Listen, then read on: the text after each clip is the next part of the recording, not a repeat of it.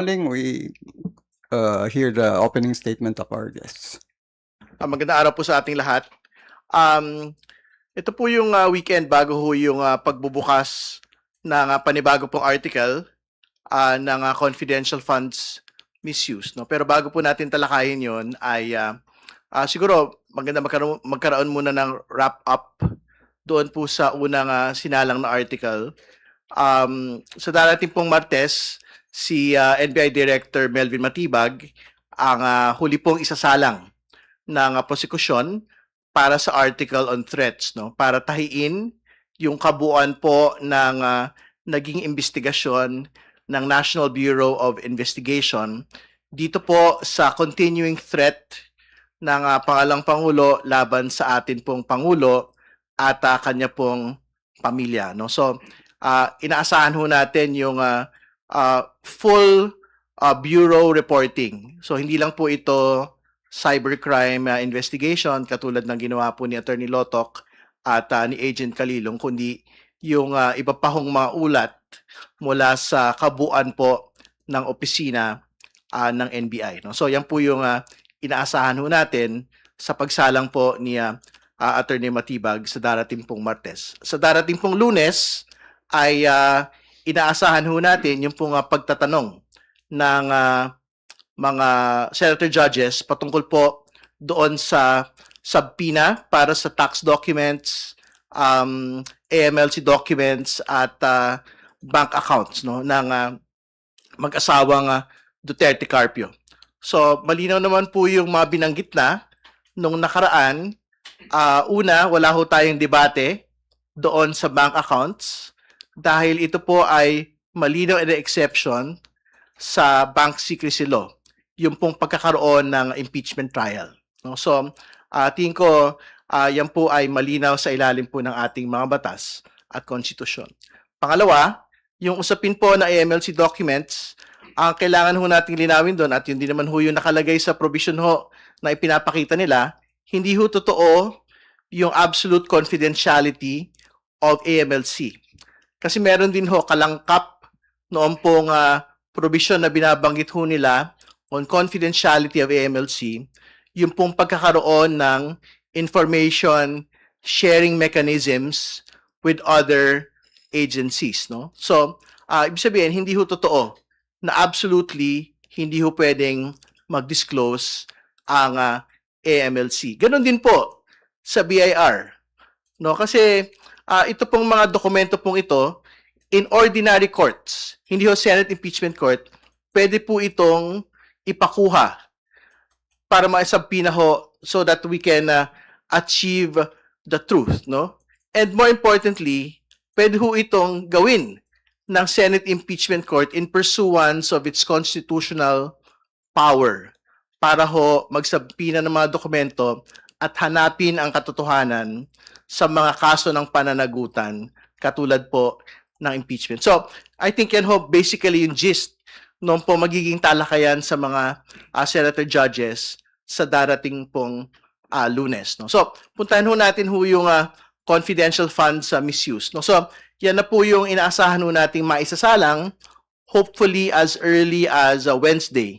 Kung wala naman ho extensive na direct and cross sa darating pong Martes on Attorney Matibag. So, yung confidential funds misuse, ito po yung isa sa mga pinaka-inaantay ng bayan na talakayan at presentasyon po ng ebidensya dahil pag-uusapan ho dito yung mga malalaking mausapin. Pag-uusapan yung Mary Grace Piatos, Milky Sikuya, at iba pa hong mga pangalan na kumuha, tumanggap ng confidential funds mula sa Office of the Vice President. Mapag-uusapan po dito yung pong mga similar na mga pirma nito pong mga taong ito, kung saan sinabi na parang ilang tao, isang grupo lang ang pumirma para sa mga tao pong ito. Ikatlo, ilalahad din po doon yung PSA report kung saan sinasabi that these particular personalities do not actually exist. They were never born, they were never married, they had never died in the Philippines. No? So, Yan po yung ilan sa mga pwedeng mailatag dyan po sa confidential funds misuse. At huli, at pinakamahalaga, yung pagpapakita ho at presentasyon ng Commission on Audit Reports kung saan may pinasosoli na 448 million mula sa pangalawang Pangulo mismo. Una, doon pong sa unang paggamit ng confidential funds ng 2022, 73 million yung pong pinapasoli at nag-achieve na po ito ng finality sa Commission on Audit proper. Ibig sabihin, kailangan na pong isoli personal ng pangalang Pangulo at ng iba pang mga napangalanan doon. Yung pong 73 million. Yung pong balanse ng 448 million ay kung hindi ho sila nag-apila dito po sa kautusan po na ito, kailangan na rin po nilang mag-soli ng pera sa atin pong kabangyaman. So, yan po yung mga inaasahan ho natin sa darating pong mga linggo. Pagka po pinag-usapan na ho natin yung confidential funds misuse. At bakit ho ito mahalaga? Mahalaga po ito dahil pera po ito ng tao. Hindi po ito pera ng pangalawang Pangulo na pwede ho niyang pagpasyahan kung saan lang po ito pwedeng gamitin. So, minamahalaga po ng House Prosecution Panel na dapat ang bawat piso ng pera ng bayan ay ginagamit sa dapat po niyang pinaglalaanan. At yan po yung basically puso nito po ang confidential funds misuse article. So, yun po muna. Si Kong Ace, kung may dagdag po siya. Hindi na rin ako mag-opening statement dahil napaka-comprehensive naman ang sinabi ni Congressman Terry Ridon. Gusto ko lamang susugan yung kanyang sinabi tungkol dun sa ipinapasabpina ng prosecution panel sa impeachment court yung mga mahalagang ebidensya na ilalatag ng prosecution panel nang sa ganon mapagtibay at mapalakas ang Article 1, no? This is Article 1, no? Yung Article 1 na nakasaad doon sa Articles of Impeachment. So, yes, meron pong sigurong matinding balitaktakan tungkol dyan, but I do believe and appeal, no, na itong mga dokumentong ito, kung gusto nating makita ang katotohanan, ay sana makita natin itong mga ebidensyang ito. Hindi ho ibig sabihin na guilty na ho yung respondent kapag isinabpi na natin itong mga dokumentong ito. Ang ibig pong sabihin nito ay pwedeng suriin ng impeachment court ng mga senator judges itong mga pieces of evidence na sa aming paniwala ay mahalaga para pagtibayin, palakasin ang aming inilagay doon sa Article 1, no? Yung sa tungkol dito sa Article 2 sa confidential funds. Now, going back doon naman sa nangyari nung nakaraang linggo, no? Nakita naman natin sa dalawang testimonya ng aming mga witnesses na ipinakilala at inilatag,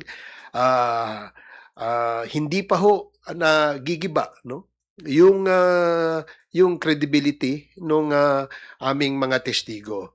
Yung unang testigo inilahad at ipinakita na itong mga videos na ito ay authentic sa pamamaraan na sinasabi ng batas, no?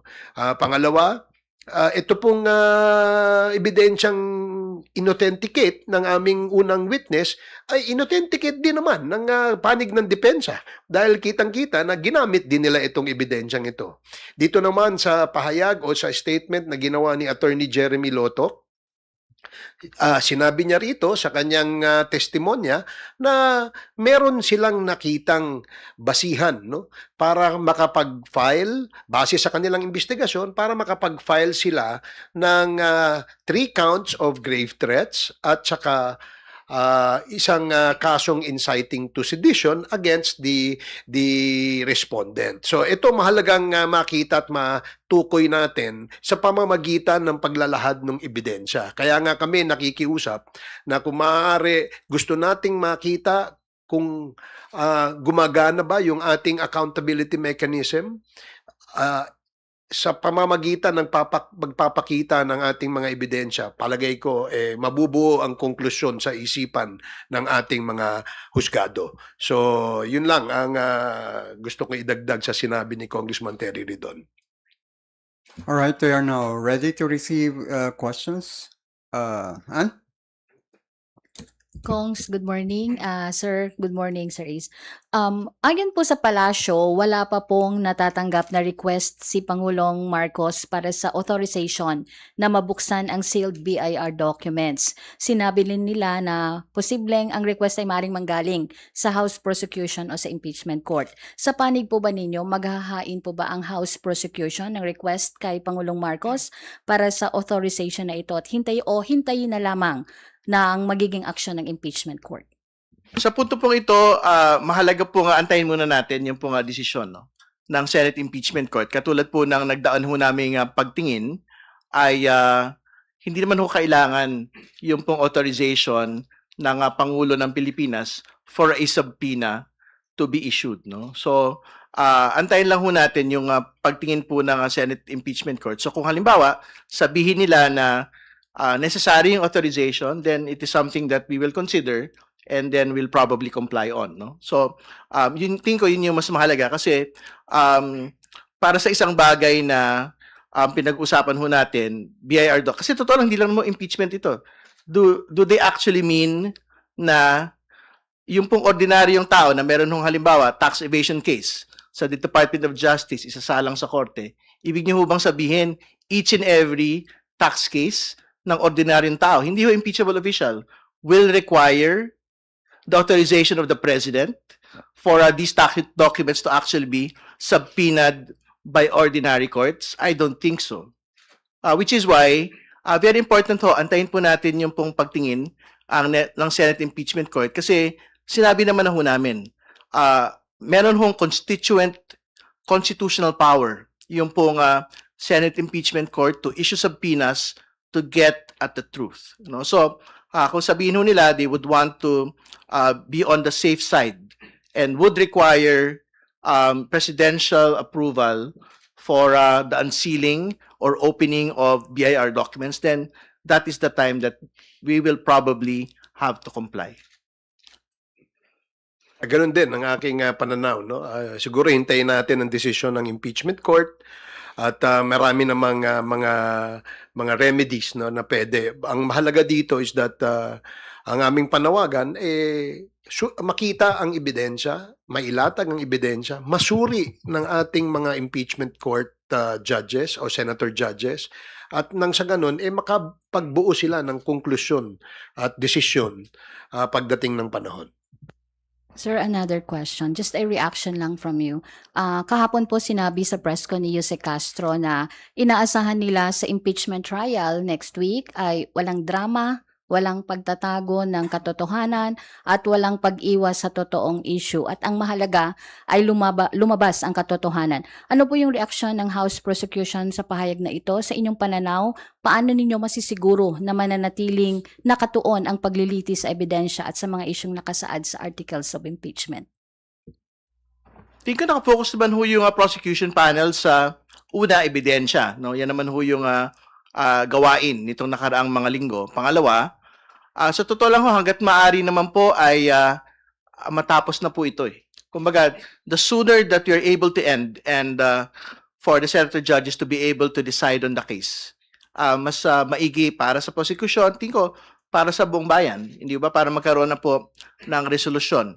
Ito pong bagay na ito, which basically requires na hindi ho tayo pwedeng mag-delay, hindi ho tayo pwedeng makupot sa drama-drama. And I don't think it is the business of the prosecution panel to undertake drama in such a matter of high importance.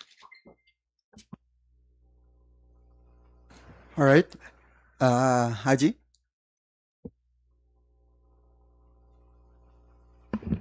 Good morning po, Kong Terry, Kong Ace. Doon po sa issue ng confidential funds, nabanggit ni Kong Terry kanina na naasahan nga po yung mga bukod dun sa mga names no na naibunyag sa acknowledgement receipts pati yung pagsasauli po ng confidential funds.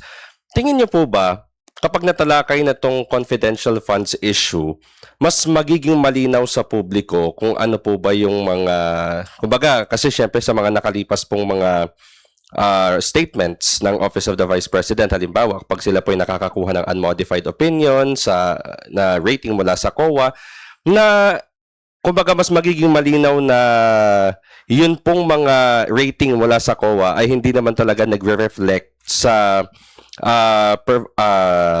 usapin ng confidential funds ng OVP. Kasi parang ano po yun na-attribute po na wala naman pala talagang anomalya kasi may COA rating na ganito, yun na nakukuha yung OVP.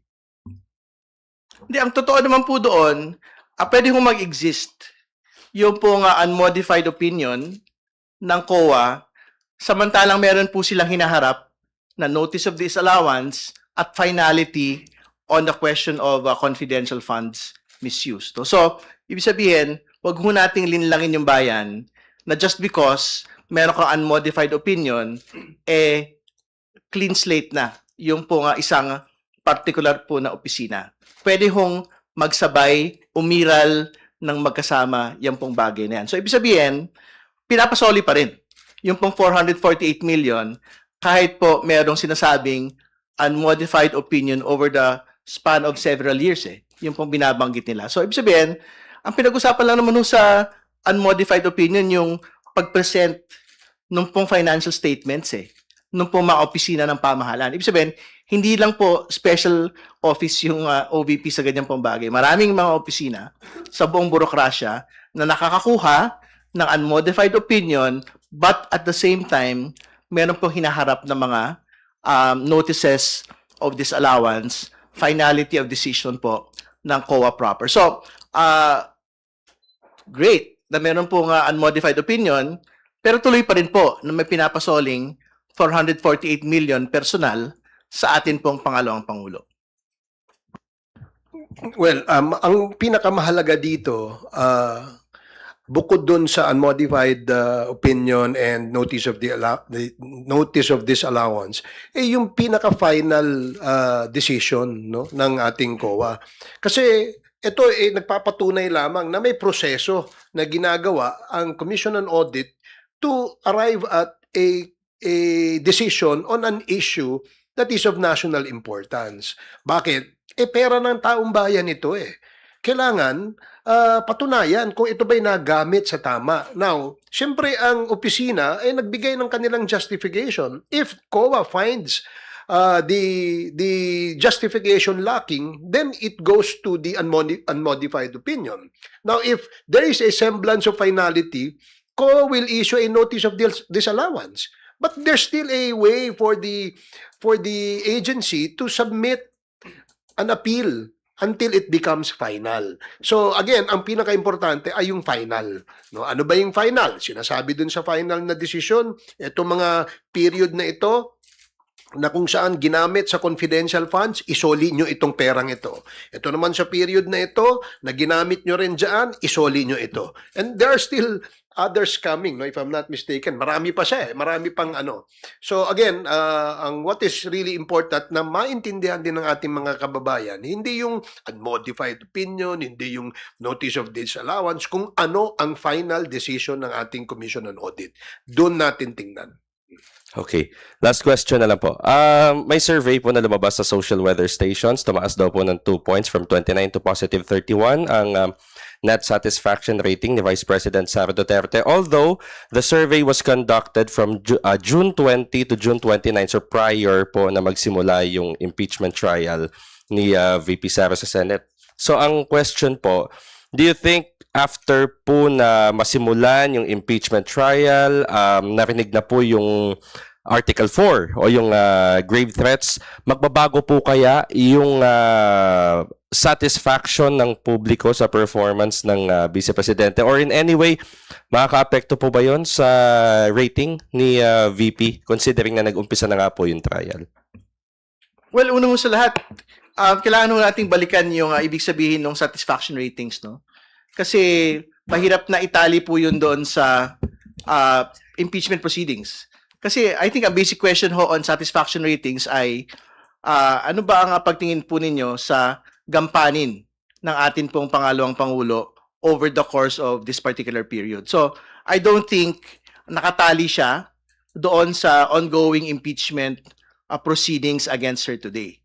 No? Kasi, baka pagka mas pointed yung question, do you actually support the impeachment proceedings against the Vice President? Tingin ko, that is the proper question relating to the impeachment proceedings. No? Kasi, basically, satisfaction ratings are performance ratings. Eh.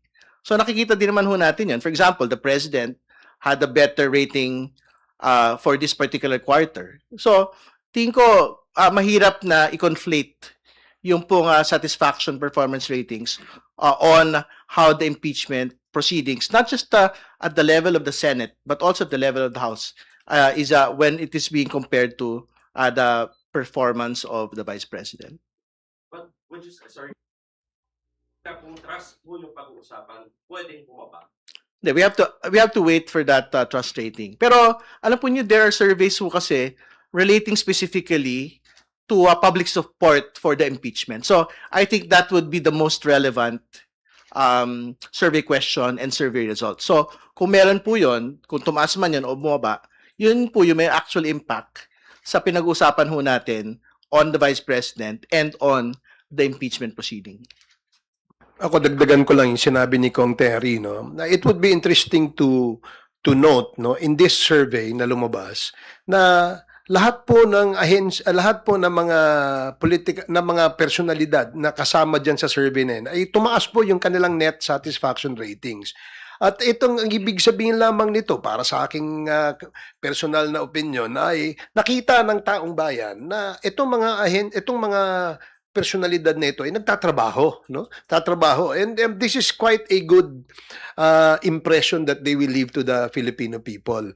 Ngayon, it would also be interesting to see the results. Maybe after the issue of the impeachment has been asked, no? Kasi wala pa naman nagtatanong niya. Ang unang tanong kasi, interesado ba kayong makita o madinig ang impeachment? At 80% ang nagsabing oo. Diba? So, from that particular baseline, then we go, kung nakita na nila ito ngayon, yung after the first article na tapos, siguro it would be also interesting to see kung ano yung magiging resulta. Yan ang aabangan natin. Bernard, your follow-up? Good afternoon, Coms.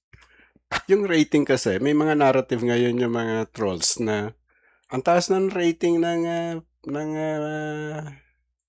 next president namin eh. So bakit nyo ituloy yan, yung impeachment? Is that the reason para huwag na ituloy yung impeachment?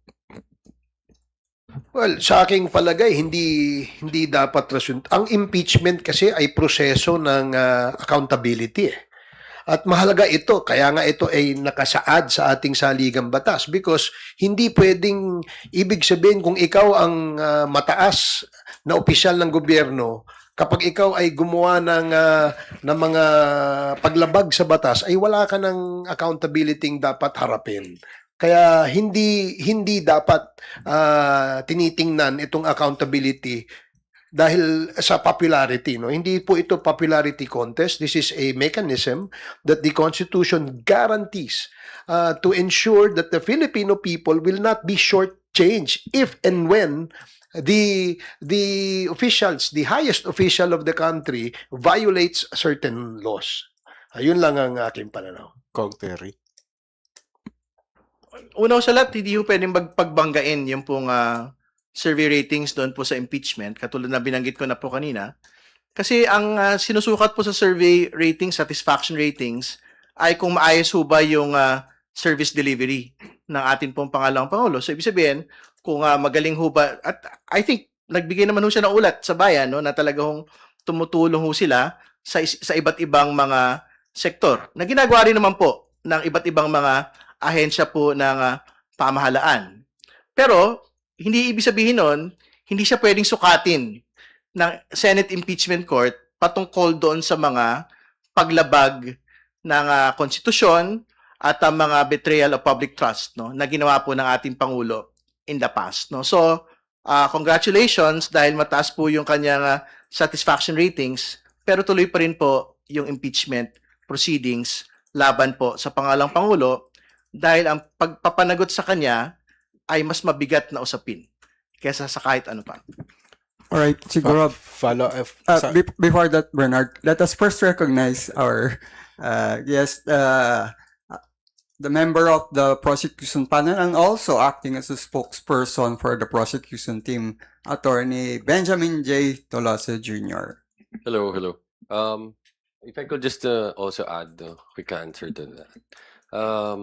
Sabi nga ho ni Kong Ace, no, this is not a popularity contest. It's a constitutional accountability mechanism. Ano? And it would be good to remember what happened during the impeachment trial of the late CJ Corona. No? Matatandaan ho natin, at the start, hindi ho mataas no yung suporta ng publiko dun sa impeachment proceedings. But when they started to see the evidence no, that were presented in the course of the proceedings, the tides change. Kaya nga ho lagi naming hinihingi, no, wag ho nating pangunahan itong proseso na to. Pinapakiusapan ho natin yung mga kababayan natin, no, na subaybayan natin ng mabuti itong impeachment proceedings.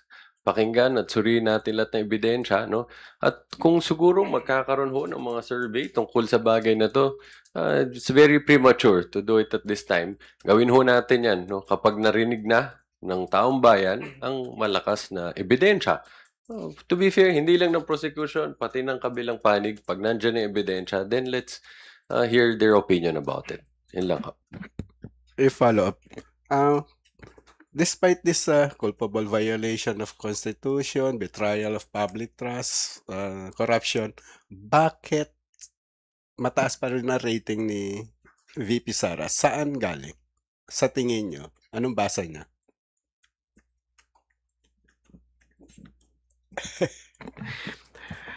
Mahirap sagutin yun eh. Kasi I think kung alam natin kung ano yung tanong doon sa survey, siguro more or less magkakaroon tayo ng picture kung ano yung posibleng dahilan no kung bakit no. But gaya nga ng sinabi ng aking mga kasama dito at sinabi natin, hindi importante sa ngayon na kung sino yung popular no. Dahil nga hindi nga po ito popularity contest o beauty pageant. Ang ating importanteng makita at mabigyan ng pansin ang paglalatag ng ebidensya. Dapat madinig, maintindihan ng ating mga kababayan nang sa ganun, magkaroon sila ng sariling konklusyon o opinion dito sa usapin ng impeachment. Dahil from the impeachment process mismo, ito'y masalimuot na proseso eh. Napakahirap din maintindihan ito. No? Kaya nga, isa sa mga pamamaraan para ito'y maintindihan ng ating mga kababayan ay mailatag natin ang ebidensya. At dyan mismo, siguro, that will already help the people to come up with conclusions or opinions on the issue. Any other follow-up, Bernard? Meron pa. Think ko okay na yun, we can move on to the next question. Alright, go ahead. Hi, Congress. Good morning po. Isaiah from Billionaire and Abante. Regarding naman po sa mga magaganap next week, yun nga po yung pagbubukas na po ng talakayan regarding sa confidential funds. Based sa pre-trial order, ito po yung inaasahan natin na pinakamahaba kasi 31 trial dates. Ano pong mga expectations? Bakit po ganun siya katagal o magiging ganun siya kahaba? Pwede ba rin ba siya magiging mas kabilis nung grave threats na nagbawas po tayo ng mga witnesses? Yes, una-una, bakit ganun siya katagal? No? Dahil napakadaming dokumento na involved dito. O, tulad ho na nang nasabi kanina ni Kong Terry, ang pinag-uusapan na confidential funds dito sa dalawang departamento ho siya, so opisina ng gobyerno, Office of the Vice President and sa DepEd, no? And then madami ho tayong mga witnesses na kailangang marinig ang kanilang testimonya para mapaliwanag yung buong proseso, para makita ho natin no, from the time that they asked for cash advances, no, para dito yung saan ba ginamit talaga ito, ano yung nangyaring liquidation efforts nila sa COA, ano ang naging mga findings nila sa COA, no, hanggang doon sa umabot na doon sa pinaliwanag kanina nila Kong Terry, Kong Ace, nagkaroon ng mga findings no na pinapasoli, itong amounts na ito dahil hindi napatunayan na nagamit ito dun sa allowed na purposes. So, as to can we find a way to abbreviate the proceedings, we will also try to do that. No? Tulad ho nung ginawa ng team for grave threats, basta ho na patunayan na ng mga naiupo ng testigo yung mga importanteng bagay, para ma-prove itong charge ng confidential funds. Hindi pwede na din ho nating ipagpaliban na or altogether waive already yung presentation of other witnesses. You will remember we waived presentation of I think 6 witnesses in the grave threats.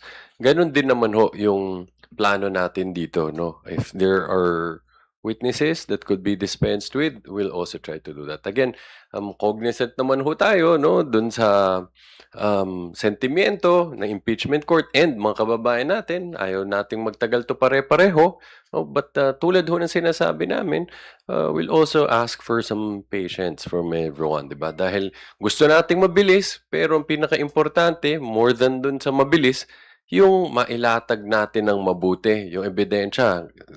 Para ho kapag darating na yung panahon para humatol na, nakabase siya sa buong ebidensya na importante at relevant and material dito.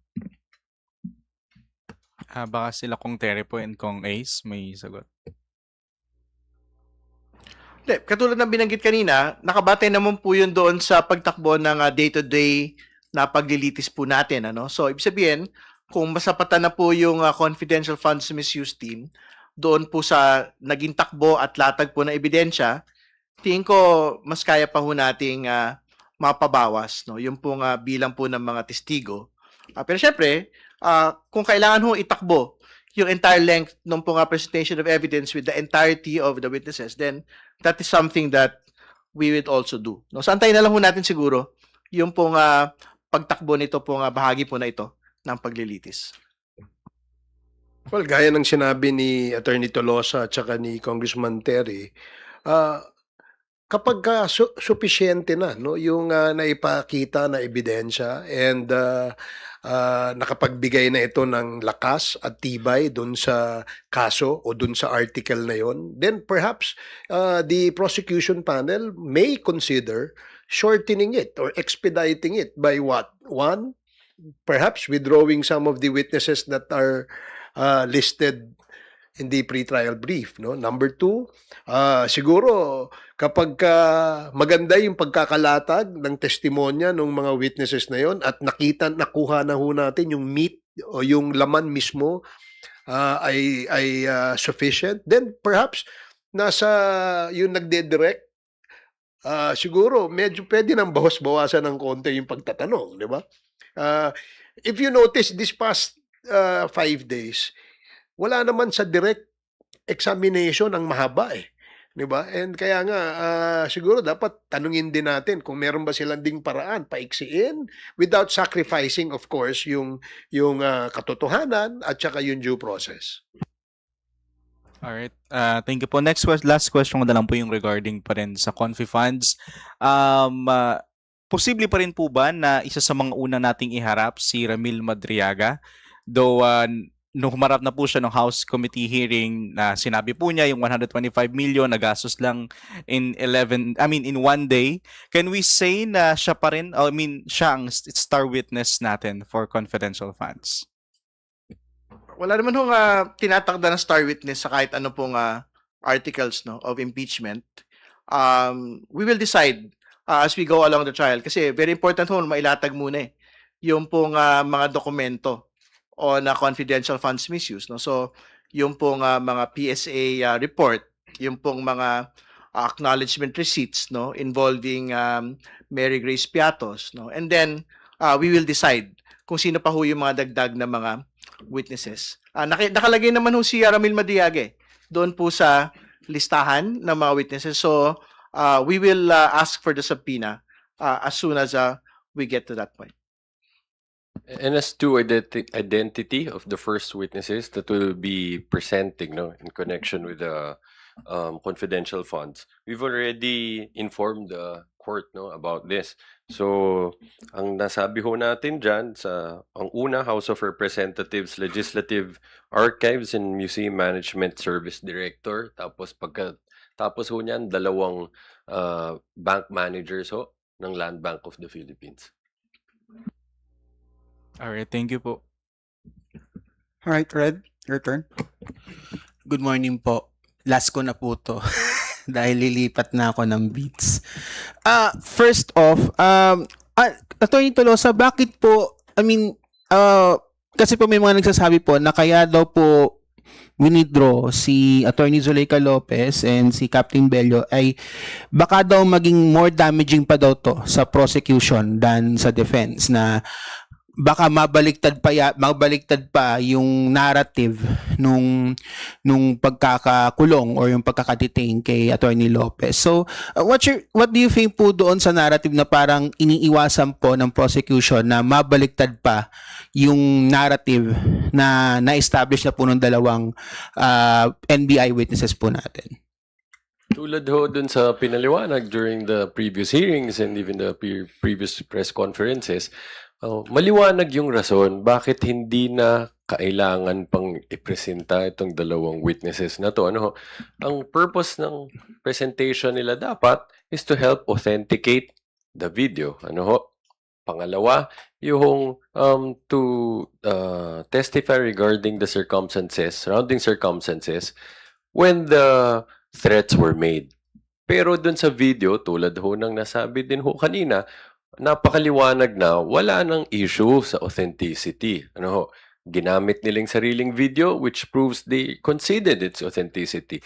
At mas mahalaga doon, mismong mga abogado na ng respondent, inamin na ginawa itong threats na ito, in response to the questions propounded by the senators. So wala nang question kung sinabi ba nila ng Vice Presidente itong pag-amin na meron na siyang kasunduan sa isang mamamatay tao na patay ng presidente. So that's the first, yung doon sa authenticity. Second, yung circumstances surrounding the detention.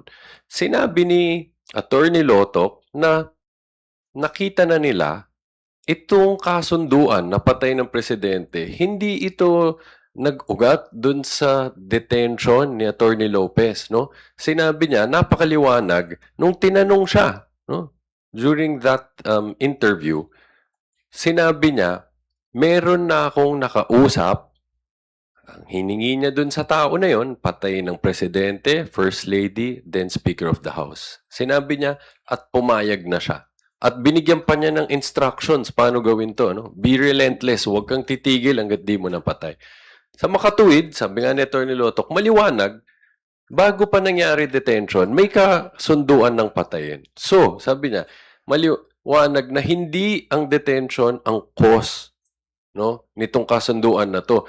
Yung detention, yun lang ang pagkakataon kung kailan inanunsyo sa buong publiko na meron ng kasunduang patayin. Since hindi naman ito yung cause nitong assassination plot na ito, hindi na namin kailangan pang mag-dwell ng matagal pa sa issue ng about detention dahil nga maliwanag na hindi naman yan ang naging rason kung bakit ginawa yun. Just to answer before the next question, this is not a battle of narratives. This is a battle of evidence. Kasi ang only relevant narrative here is basically the truth, At nothing precludes the defense from actually presenting Ms. Lopez when it is their turn to present the evidence. Hindi ba? So, she can have her time. Pagka ho yung pong depensa, yung pong magpipisinta na po ng ebidensya. And I think Attorney Tolosa had made it already plain na sapat-sapat na ho yung pong testimonya ni Mr. Calilong, ni Mr. Lotoc para ipakita po yung pong pagpapatotoo ng pong pagbabanta ng pangalang Pangulo sa Pangulo at sa kanya pong pamilya. Follow-up lang po. Kasi yun nga po, parang na-mention po yata ni Attorney Lotoc na he mentioned na wala naman, na hindi po nila nalaman kung sino yung assassin. Is that material po ba doon sa prosecution na wala kaming nakitang assassin or wala kaming na investigahan or hindi namin nakita yung assassin mismo. Parang yun yung pagkakaano niya. So, do you think po ba it's an important narrative po ba na overlook ng prosecution or is that material po ba? To answer the question, again, on threats, hindi humalaga na meron pong contracting of an assassin.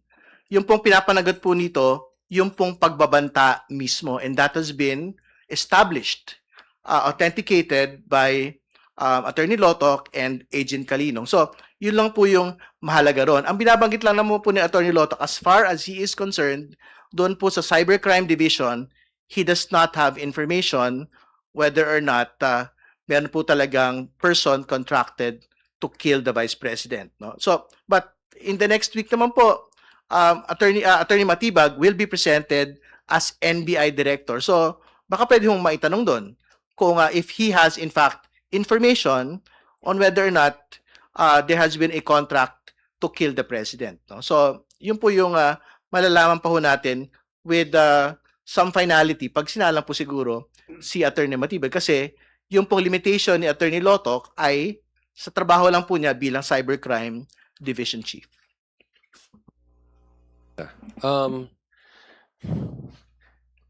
Dun sa tanong meron bang assassin, no? Bukod dun sa liwanag, I mean, importanteng paliwanag ni Kong Terry na muna, let's be accurate, no? Walang statement to that effect na as if the NBI never found any information about this assassin, no? Sinasabi nga niya, lagi niyang tinuturo, it's the intelligence service. So, kaya nga hintayin natin yung next na witness namin. But pangalawa, dun sa question, meron bang assassin o wala? Ang liwanag na ng sagot dyan, Red, no? Meron. Anong basehan natin? Yung mismong pag-amin ng Vice Presidente na meron siyang kinausap na isang mamatay tao at nagkaroon siya ng agreement sa taong ito. No? Again, na-emphasize to ilang beses during the hearing. This is an admission against interest. No? Hence, isa yan sa pinakamatibay na pruweba under the rules on evidence. Pangalawa, maganda ho yung paalalang binigay ni Senator Judge Tito Soto, no? Na sinabi niya, huwag nating kalimutan, ang pinag-uusapan dito, hindi grave threats as a criminal action, no? Dahil yan, pinag-uusapan yan sa mga hukuman, no? Sa West. Ang pinag-uusapan dito, yung ginawa ba ng Vice Presidente na magkaroon siya ng kasunduan sa isang mamamatay tao na patay ng Presidente, yan ba ay isang pagtataksil sa tiwala ng bayan? Yan ba ay seryosong paglabag sa konstitusyon? At the end of the day, yan ba ay pinapakita ba na hindi na siya karapat-dapat na manatili sa pwesto bilang Vice Presidente? No? Dahil yan o yung mga pinag-uusapan dito sa impeachment proceedings.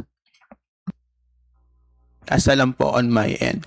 Pero ito medyo hindi na to related sa impeachment kasi may nabalita nga po na isang delivery rider na nasaksak at napatay. I think this is related kay Kong Terry and kay former Kong Robert Ace Barbers. May isang delivery rider na nasaksak at napatay ng isang repeat offender daw. Ang sabi trip lang daw niya yung pagkakasaksak doon sa rider. Yung rider may 3-year-old na anak na may autism daw. This case has stirred public opinion about the resumption ng kamay na bakal na governance. Maraming nagsasabi na hindi daw it's an example daw to of the current situation sa crime na nangyayari sa Pilipinas na what I'm seeing right now is namimiss sila yung Duterte style of governance. Your comments po. Nagulat ako dun sa sinabi mo. Anyway, kinalulungkot natin ang nangyari doon sa ating rider, no? At tayo po ay nakikiramay sa kanyang pamilya. Pangalawa, itong pangyayaring ito na sinasabi nga ay trip lang. Of course, kinukundina natin 'yan, no? Hindi naman ito dapat mangyari no? Pero gaya ng sinabi mo, Red, na ito ay repeat offender. Ang ibig sabihin lang nito, itong taong ito talagang may criminal na tendency. At hindi dahil sa administrasyon ni Juan, ni Pedro, ang dahilan kung bakit siya nanaksak. Siya ay repeat offender, siya ay isang kriminal, at dapat siya ay pinaparusahan sa ilalim ng ating batas. Now, kung sinasabi nating namimiss ba natin yung bawat kanto may patay? Yung ba ang gusto nating nakikita araw-araw? Yan ba ang ehemplo ng isang tinatawag na kamay na bakal? Yung kaliwat kanan, may nakikita kang tumutumba, may namamatay, at sinasabing nanlaban, at sinasabing droga ang dahilan. I guess, hindi yun yung dapat nating tinitingnan, no? Ang importante dito, yan ba ay mapapanagot sa batas? Kung siya ay nahuli at siya ay at merong ebidensya, dapat siyang managot, no? Dapat yan ikulong. Kung maaari nga mabulok sa kulungan, mas maganda, no? Dahil sa kanyang ginawa, hindi niya isinaalang-alang yung pamilya nitong rider na ito, no? Kung sasabihin niyang yan ay trip-trip lang, mas magandang mag-trip ka sa bilibid, no? Doon mo tingnan kung yung pagiging kriminal mo dapat ba doon sa loob ng bilibid. Again, no, let me say and emphasize na hindi ho ito usapin ng administrasyon. Ito ay usapin ng tendency nitong taong ito na maging na isang kriminal, no? So, 'yun ang sagot ko dun sa tanong mo. Anything to add, Kong Terry?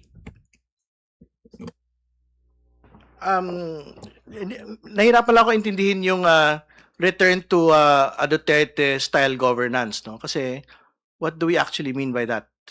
A return of extrajudicial killings? Yun po ba? Parang that is something that is unacceptable kasi the question on extrajudicial killings is still being litigated at The Hague today. Hindi ba? At okay siguro yun as a Facebook post, no, na parang ubusin lahat yan. Pero we will go back to the most basic point. If it comes to your doorstep, inosente yung kapatid mo, asawa mo, mahal mo sa buhay, subjected to extrajudicial killings. We just have to go back to Kian de los Santos. Hindi ba? Is that the governance that we actually want? Lives lost. Hindi ba?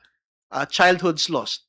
Tingin ko, that is something that is cute on a Facebook post. Pero in real terms, parang I don't think that is a life that they would want to see again. Can I add something quickly? Siguro dahil dito sa mga ganitong karahasan, mas lalong importante na dapat tayo as a nation, as a society, pakita natin na we reject that, no? Na hindi katanggap-tanggap sa atin ang mga pag-uugali ng karahasan, ng pagmumura, no? Nang walang habas sa mga hindi lang kahit sa kaninong tao, but all the more dun sa head of state natin, sa presidente natin, no? At pagtangkaan ng buhay niya at again, no, anunsyo pa natin sa buong mundo na meron ka ng napakaliwanag, no, na agreement, kasunduan sa isang mamatay tao na patay ng presidente. Dapat all the more, no, pakita natin, hindi yan acceptable sa atin, yung ganyang klase. Alright. Thank you, Red. Tina, return. Patanong lang po.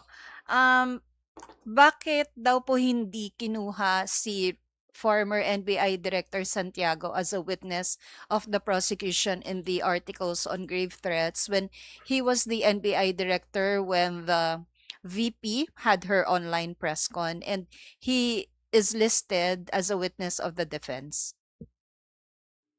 Ang totoo naman ho, pwede ho siya sanang i-consider na witness ng prosecution. Pero yung po kasi talagang merong most direct participation po dito sa investigasyon on threats was Agent Kalilong and Attorney Lotok. No? So, tingin ko sila naman ho yung pinakamahalaga. And syempre, as NBI Director, meron siyang general oversight over all of the activities, which is something that Director Matibag can actually undertake as well. Kasi our understanding, nung pong nagkaroon po ng palitan, lahat po ng reporting, not just on the threats, no, kundi the entirety of the bureaucracy of NBI had been transferred to Attorney Matibag completely. No? So, there's no reason for that. It's really na yung pinaka may direct contact naman po talaga on the threats matter would be the rank and file agents, yung pong division chief, no? At ngayon nga syempre, kung ano ho yung continuing updates, no, on the threats in general, it is something that Attorney Matibag can actually undertake. As you've pointed out, it's the defense who listed him as one of their witnesses. And of course, they're free to do so when it's their turn to present evidence. Kaya nga ho, ang sa ngayon, hintayin ho natin yung magiging mahalagang testimonya ni NBI Director Melvin Matibag at masasagot ho yan yung katanungan, bakit siya yung pinili naming paupo yun as testigo. Alright, thank you, Tina. Follow up. Pwede follow up lang po. Kasi recently meron pong statement po itong si Director Santiago na yun nga raw pong Operation Romanov, yung plot daw po supposedly to eliminate the Marcos family and not the vice president. So, hindi po kaya maganda rin na naisarang siya doon or yun nga, o doon po talaga tayo napunta sa pag tukay kay Matibag na po, continuing director.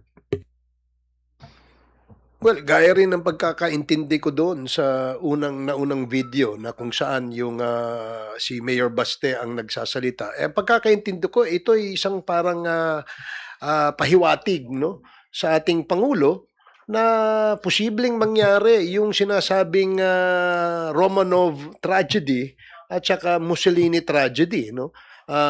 Kung hindi daw babaguhin yung kanyang direksyon na tinatahak. So I guess I subscribe to the logic presented by Director Santiago in saying that this is actually a threat, no, to the first family.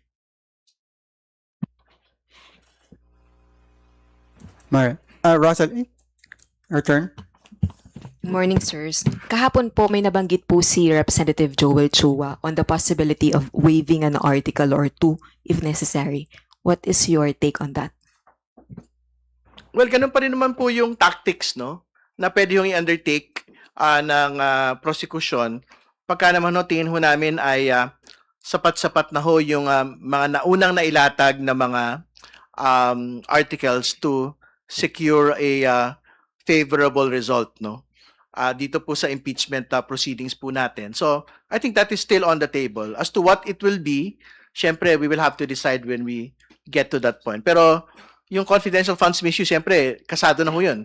Dahil we will be subpoenaing witnesses already for next week. We have to decide when we get to that point. So, kung maganda ho yung pagkalatag ng ebidensya, then these things will be discussed again at that point. Yung article na hawak niyo po, willing po kayong i-drop if ever po maayos yung pagkakalatag sa confi funds misused. Tingnan ho natin. Hindi naman ho tayo nagsasara. But I think we have to be very clear na yung pong unexplained wealth, yung beating heart nito pong impeachment trial kasi ang pinag-usapan ho talaga natin dito, yung pong mga bagong mga ebidensya, no, na marami ho doon hindi pa nailatag doon sa House Justice Committee proceedings, and I'm quite certain interesado din po yung mga kababayan po natin na malaman po yung katotohanan sa likod po nito. So, we will decide when we reach that point. How confident are you po, sirs, na matatapos po natin yung process ng impeachment trial and no eventualities will cut short the process? Well, tingin ko naman magtutuloy-tuloy po ito within the period that had been granted by the Senate Impeachment Court.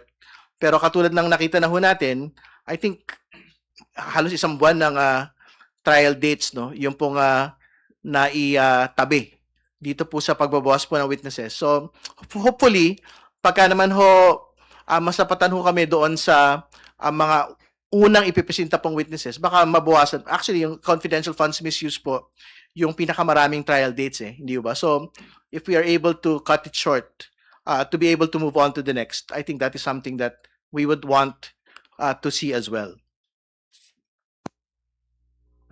Vivian? Question.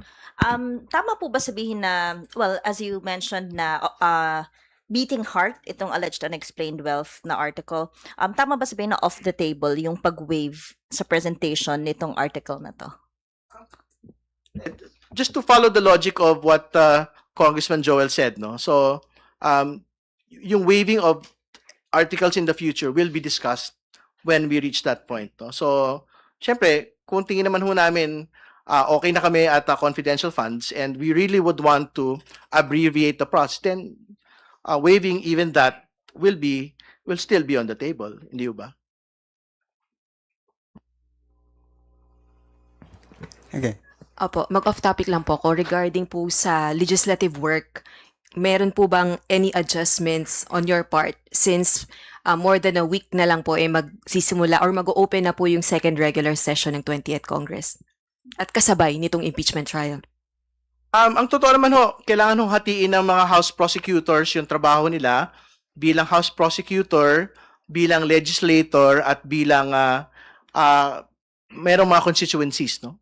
At mga sektor. So, yung po 7 araw sa linggo ay hahatiin po talaga namin. Tuloy naman ho yung bills filings at 16 naman po kami sa panel. So, pagbalik po ng Kongreso, doon sa legislative work po namin, so kung meron po mga committee hearings na kailangan pong puntahan dahil meron kaming bills or meron po kaming mga sinusupport na mga usapin, syempre maghahatian na lang po kami ng trabaho doon sa bagay po na yan. Kasi halimbawa, doon naman sa confidential funds misuse, hindi naman ho ganun kalaki yung team. So yung mga hindi ho deployed for that particular article can basically focus on much of their constituent and legislative work. No? So, tingin ko, yun naman po this is the work that we had took upon ourselves, no? But it is something that we would want to be able to deliver on in the best manner that we can. Okay po. More than a week before the State of the Nation address of the President, you have always highlighted that the impeachment trial is a constitutional mechanism to uphold accountability and rule of law. Would you consider the impeachment trial commencement an accomplishment under the PBBM administration, especially that since 19 Congress ay pinopursue ng House of Representatives ang impeachment against the Vice President? I wouldn't say that it is the president's accomplishment kasi impeachment proceedings are entirely a legislative matter, no? Within the legislature matter po ito. So it is something undertaken by Congress, it is something undertaken by the Senate, no? So hindi naman ho kasali yung pong pangulo dito po sa bagay na ito. I think from the House's perspective, ko malaking bagay po ito, no? Pero I'm not quite certain whether or not it is something that the president should take on as a part of his State of the Nation address, because it is an entirely a legislature matter.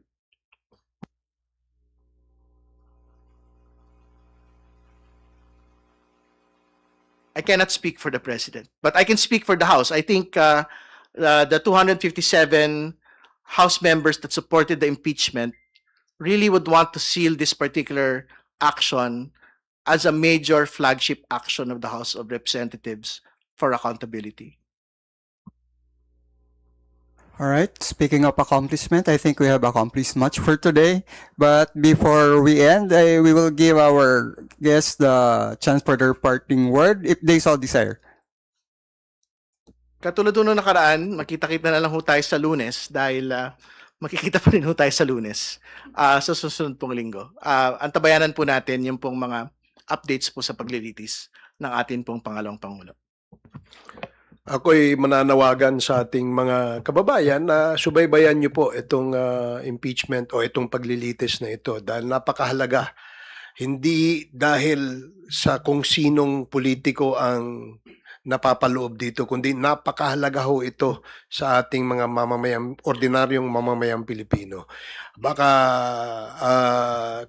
itong prosesong ito ay isang proseso na dapat naiintindihan natin at ito ay may kaugnayan no, sa ating araw-araw na pamumuhay. And by watching the trial, may iwasan po natin yung pagkalat ng fake news. Alam niyo po, ngayon umpisa yung mga fake news, ang dami hong kumakalat. No? Kanya-kanyang naratibo, kanya-kanyang opinion. Now, second, kung meron po tayong mga surveys no, tungkol sa trust ratings, siguro mas maganda rin magkaroon din tayo ng survey sa performance naman. No? Tingnan natin, sino ba sa ating mga lingkod bayan na nagtatrabaho? Mahalaga yan dahil nakikita ng taong bayan kung sino po yung kanilang sinisweldohan na gumagawa ng kanilang trabaho. So, that's just the message. And just a short one. No? Again, inanyayahan ho natin lahat ng mga kababayan natin na subaybayan to. Pati ho, yung hearing sa Lunes, kahit wala hong uupo ho dyan na testigo, napaka-importante pa rin ho nung magiging usapin at pagpapasya ng gagawin ng impeachment court, paukol dun sa BIR documents, AMLAC, and bank records. Ano ho? Dahil dito, again, this is an important constitutional mechanism to ensure an exact accountability. No? So, para ho makita natin ang buong katotohanan, no, paukol dun sa kayamanan ng Vice Presidente, napakahalaga ho na itong mga dokumento ito ay makita at masuri nating lahat ng impeachment court, pati ng ating mga kababayan. Yun lamang ho. Salamat. On that note, maraming salamat po sa ating mga guests for today, former Congressman Ace Barbers, Representative Terry Ridon, and Attorney Jay Tolosa, sa inyong mga kapatid sa media at sa ating mga kababayan na patuloy na sumusubaybay sa ating mga talakayan. Magandang tanghali sa ating